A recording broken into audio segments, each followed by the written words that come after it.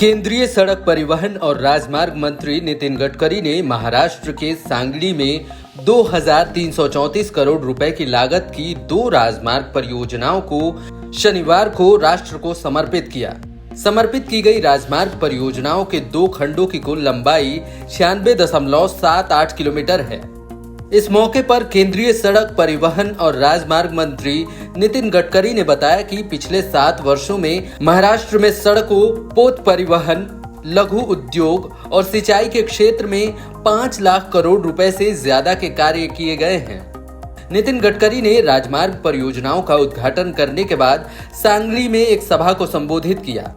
अपने संबोधन में उन्होंने अगले 3 से 4 महीने में टेंडर जारी कर सांगली से पेठ रोड पर काम शुरू करने का वादा किया है।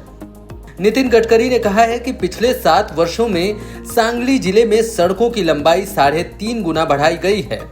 इसके अलावा नितिन गडकरी ने पुणे और बेंगलुरु के बीच बन रहे नए राष्ट्रीय राजमार्ग का भी उल्लेख किया।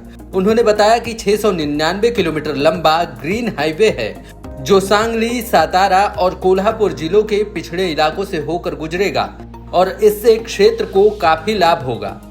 उद्घाटन की गई परियोजनाओं में सांगली से सोलापुर पैकेज 2 के अंतर्गत NH 166 बोरगांव बाताबरे खंड पर 52 किलोमीटर 4 लेन सड़क का निर्माण किया गया है। इस खंड पर 20 अंडरपास, 4 बड़े पुल, 5 छोटे पुलों का निर्माण शामिल था। सांगली से सोलापुर खंड रत्नागिरी को नागपुर से जोड़ने वाली एक महत्वपूर्ण कड़ी है जो सोलापुर शहर से होकर गुजरती है। महाराष्ट्र के 11 जिलों से गुजरने वाला ये राजमार्ग कोंकण, पश्चिम महाराष्ट्र, मराठावाड़ा और विदर्भ क्षेत्र को जोड़ने वाली सबसे छोटी लिंक है।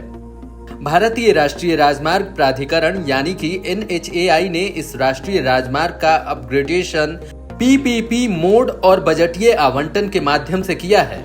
भारतमाला परियोजना के तहत NHAI ने हाइब्रिड वार्षिकी मोड यानी कि HAM के माध्यम से NH 166 के सांगली से सोलापुर के बीच के खंड का काम किया है।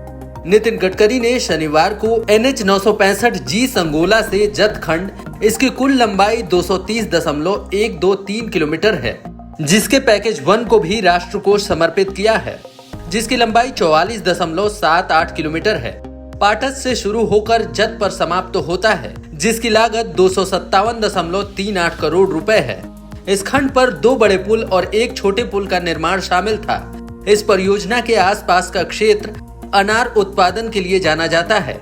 इसके अलावा जत में सबसे बड़े पशु मेले में से एक का आयोजन होता है और NH 965G संगोला से जत, इंदापुर, बारामती, अकलूज, सांगोला और जट शहरों को कवर करता है। अब आपको ये भी बता देते हैं कि इन परियोजनाओं का लाभ क्या होगा। ईंधन की खपत और यात्रा के समय में कमी आएगी, दुर्घटनाओं में कमी आएगी, यात्रा में आसानी होगी और साथ ही कृषि उपज का आसान परिवहन हो सकेगा।